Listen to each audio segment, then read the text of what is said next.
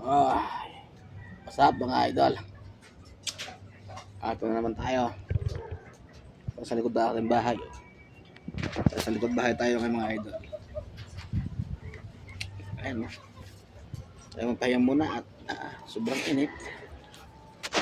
Kailangan nating pauwi ko lang mga idol.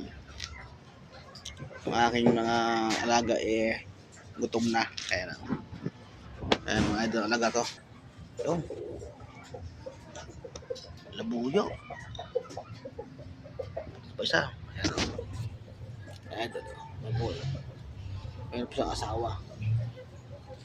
Mabuti pa ang manok may asawa. Ang may alaga wala. Buti pa sila. May forever na yung aking manok. Taki wala pa.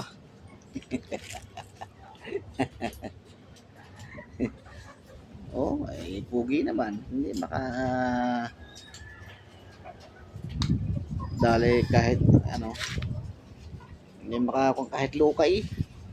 Hindi makabulag.